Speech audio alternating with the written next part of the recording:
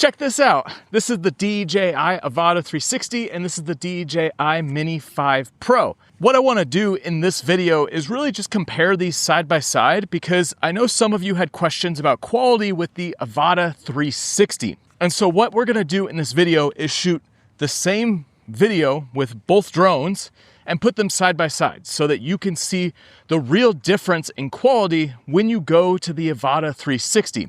Because this is an 8K drone, however, it's an 8K in a spherical format. So what that means is when you're punching into a 16:9 frame, like the frame that you get out of the Mini 5 Pro, you're cropping in on your footage. And so there's gonna be a loss of resolution. It's not gonna be that full 8K resolution.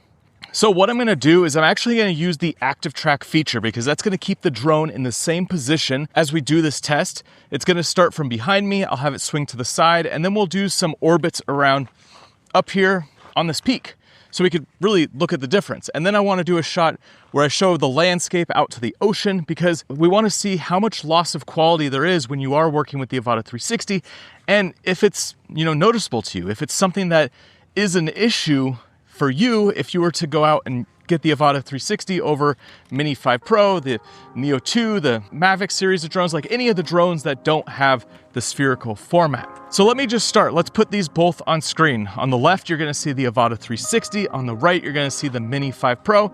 And this is just in the tracking.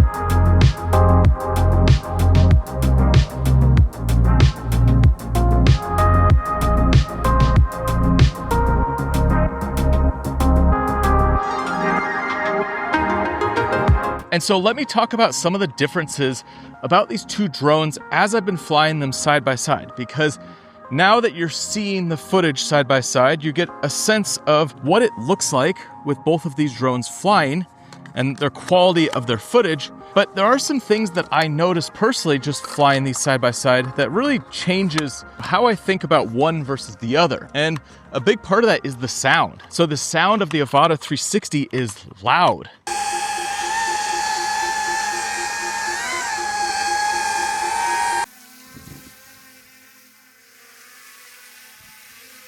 And when I popped the Mini 5 Pro out and started flying it, it's like substantially quieter and it just has like a different tonality to it. So it has kind of this low hum, especially when it's just kind of coasting by.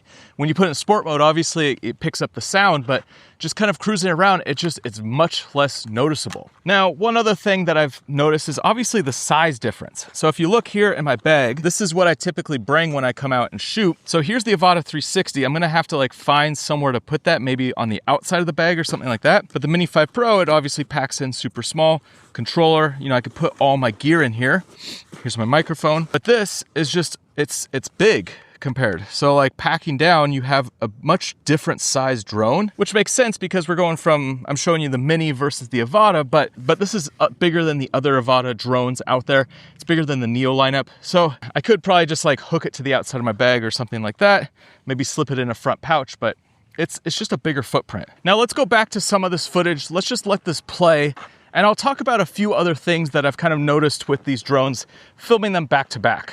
Now playing this back at home, looking on a big screen, I'm really seeing a quality difference when you put these side by side. So on the left with the Avata 360, it looks good when you're watching it by itself, but when you compare it against the Mini 5 Pro, there's so much less resolution, especially when you start looking in the trees and anything in the distance. You really start losing the sharpness and you really start losing any sort of detail. Now, something else that I'm just noticing with this footage is that when we go by a place like this tree on this trail, the Mini 5 Pro just auto adjusts the exposure because it's going from bright to a darker scene and back to bright. And you see that fluctuation more than if you're flying with the Avata 360, where it's taking a general reading of the entire 360 sphere. Now, obviously this can all be controlled. I'm using full auto settings just so we see these drones side by side, seeing them play back with auto exposure and auto color and seeing what you're getting out of this. But with both drones, if you don't want any sort of fluctuation, you would manually control that exposure and you wouldn't let it fluctuate up and down. And also keep in mind, I'm shooting both of these with D-Log-M and using the exact same D-Log-M conversion on both. And so I'm not adjusting either one from what the camera thinks looks best in this lighting scenario. One of the other major differences along with the size is the weight. So the Mini 5 Pro is under 250 gram limit. Same with the anti-gravity A1. So if you are someone who's just focused on 360 drones, then when you're looking at the anti-gravity A1 versus this drone, it's that smaller, more compact design. And if you want me to do a side-by-side comparison of the A1 and this Avata 360, let me know down below in the comments, and that's a video I can do next. But the A1 is basically the same size as the Mini 5 Pro, so the drone itself is smaller and lighter. Now, battery life, this is huge. So with the Avata 360, over the last few days, I've only been getting like 15, 16 minutes of flight time every time I take it out and start flying.